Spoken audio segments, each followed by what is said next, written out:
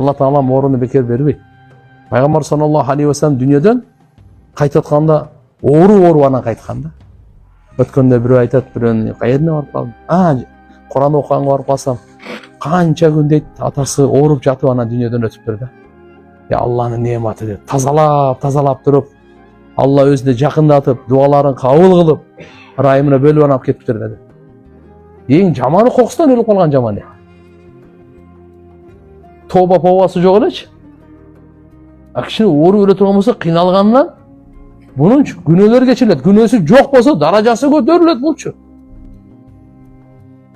Ошончо анчам да оору өлө турган болсо, ага неме кылбаш керек анда. Мына корко турган нерсе кандай экен? Жөн эле басып жүрүп, тообасы жок, намазы жок, так өлүп калган. Ошончо чатак болот. Ооруганда уже көп нерсени уже ал сөз менен түшүндүрө турган нерсе эмес ал. Канча кечирим сурап берет, жүрөктөн элечи. Кыйналганданчы түз связга чыгат. Алла мага шифа бер. Мен көп жаман иштерим бар, кечирчи бардым. Жөн от душы жүрөктүн тереңинен тооба кылат. Мен намазды 3 маал эле окуп атам болобу, үйрөнгүчөк. 5 маалды бекем ниет кылыңыз.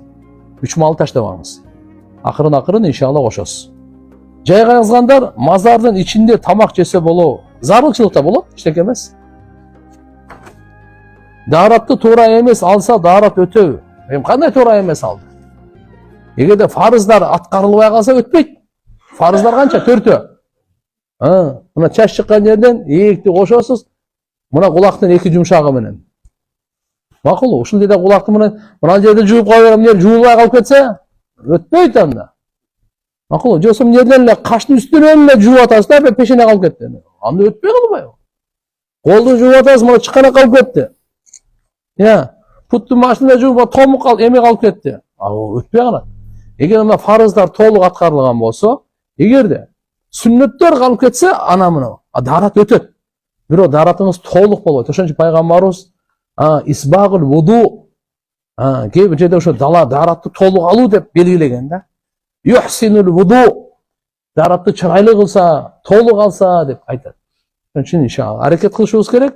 Атак Мына азыркы сиз айткандай туура эмес дегендин маанисин биз жакшы түшүнүшүбүз керек. Фарыз калып кетсе, намаз дарат өтпөйт.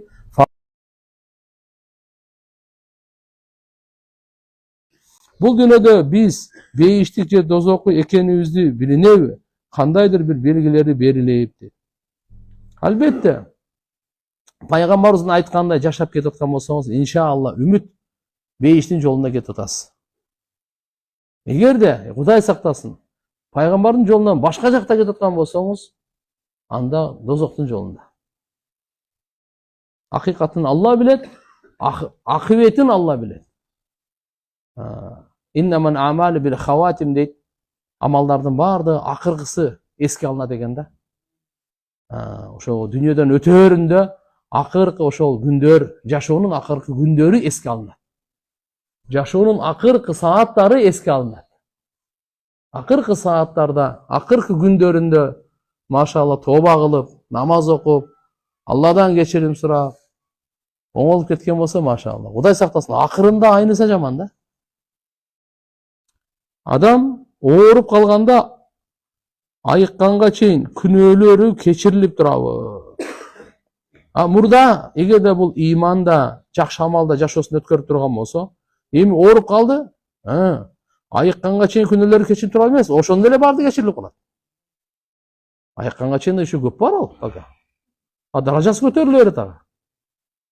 Оорулуу адамды деп кыйналганы бар го, Субханалла деп зикир кылган соо жазылат.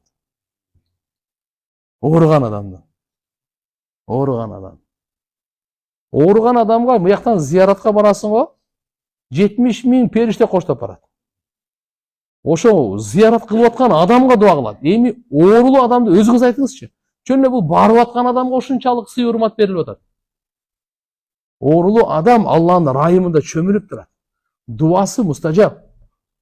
Оорунун да фазилети чоң. Кандай десеңиз, бунун дуасы кабыл болот. Аллага жакын болот.